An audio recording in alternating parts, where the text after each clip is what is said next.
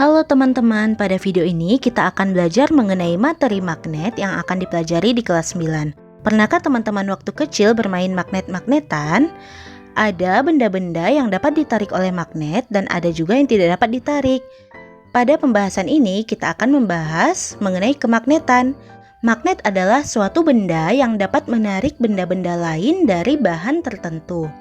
Penggolongan benda berdasarkan sifat kemagnetan dibagi menjadi magnetik dan non-magnetik, di mana magnetik adalah benda yang dapat ditarik oleh magnet, sedangkan non-magnetik adalah benda yang tidak dapat ditarik oleh magnet. Contoh benda magnetik yaitu besi, nikel, baja, dan kobalt. Sedangkan contoh dari non-magnetik yaitu kayu, plastik, kertas, dan karet. Pengelompokan benda magnetik dibagi menjadi ke dalam 3 kelompok. Yang pertama feromagnetik, yang kedua paramagnetik, dan yang ketiga diamagnetik. Feromagnetik adalah bahan yang sangat kuat jika ditarik oleh magnet, misalnya besi, baja, nikel, dan kobalt. Paramagnetik adalah bahan-bahan yang ditarik dengan lemah oleh magnet, misalnya saja aluminium dan platina. Sedangkan diamagnetik adalah bahan yang tidak bisa ditarik oleh magnet, bahkan sedikit ditolak, contohnya pada emas dan bismut. Ada 2 jenis bahan dalam hal mudah atau tidaknya dibuat menjadi suatu magnet. Yang pertama bahan magnet kuat dan yang kedua bahan magnet lemah. Bahan magnet kuat yaitu bahan yang sulit untuk dijadikan magnet. Namun ketika sudah menjadi magnet, mampu menyimpan sifat kemagnetannya dalam waktu yang lama. Contohnya baja. Sedangkan bahan magnet lemah yaitu bahan yang mudah untuk dijadikan magnet, namun ketika sudah menjadi magnet, ia akan sulit menyimpan sifat kemagnetannya dalam waktu yang lama atau sementara, contohnya besi. Sifat-sifat magnet diantaranya yang pertama, dapat menarik benda logam tertentu.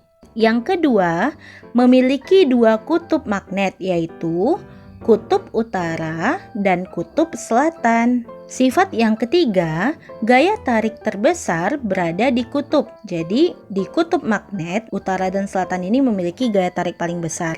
Yang keempat, kutub berbeda jenis akan tarik-menarik. Misalnya, kutub selatan dan utara maka akan tarik-menarik.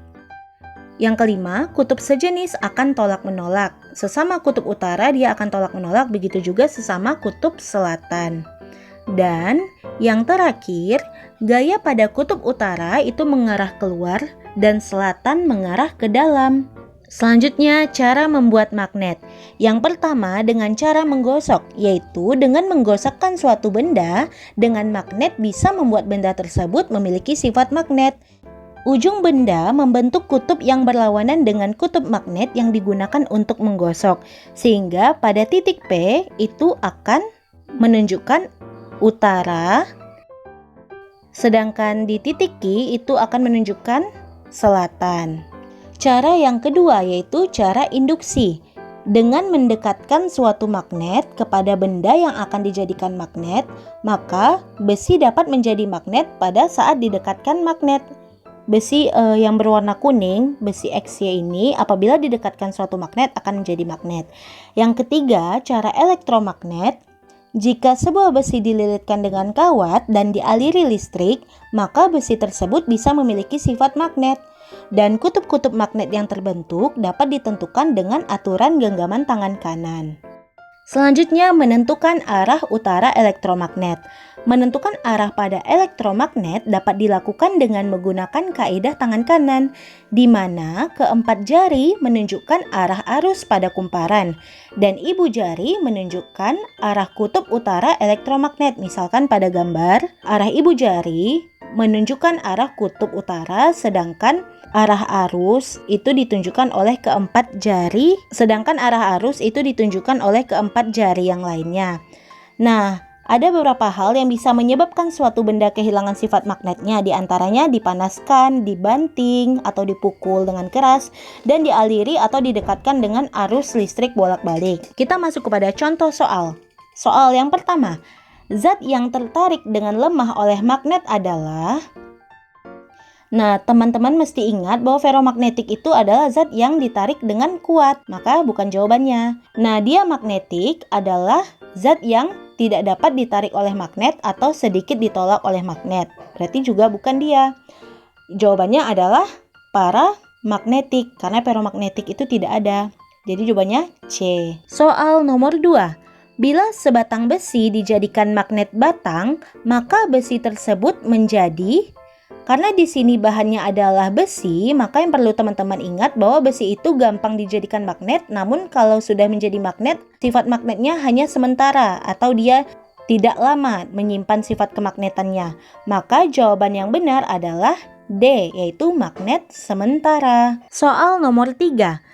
Gambar berikut menunjukkan 3 buah magnet batang. Jika Q kutub selatan, Q dan R tolak-menolak, serta S dan T tarik-menarik, jenis kutub magnet pada P dan U adalah, kita buat tanda dulu bahwa di Q ini adalah kutub selatan.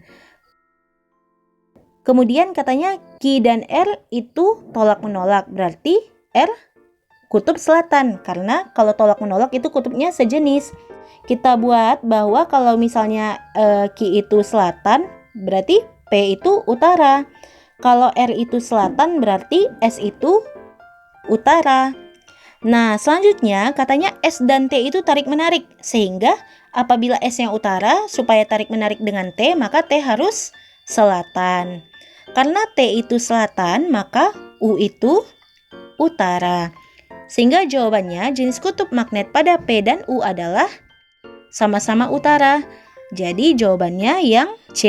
P kutub utara dan U juga kutub utara. Soal yang keempat. Kutub yang dimiliki oleh ujung P dan Q adalah, yang perlu teman-teman ketahui bahwa ini adalah cara membuat magnet dengan menggosok. Maka ujung benda membentuk kutub yang berlawanan dengan kutub magnet yang digunakan. Sehingga ujung benda itu kan si Q, karena arah pergeserannya ke kiri, ke arah Q. Maka yang Q itu utara dan yang P adalah selatan. Maka jawabannya adalah P dan Q berturut-turut, selatan dan utara. Yang B. Soal terakhir, membuat magnet dengan cara elektromagnetik dapat dilakukan dengan cara. Membuat cara elektromagnetik itu tadi kita melilitkan kawat ke sebuah besi, sehingga besi tersebut akan memiliki sifat magnet. Dialiri oleh arus searah atau mengalirkan arus DC melalui kumparan berinti besi, karena kalau arus AC itu arus bolak-balik. Jadi jawabannya adalah yang B. Terima kasih yang sudah menonton video ini, semoga bermanfaat dan sampai jumpa di video selanjutnya.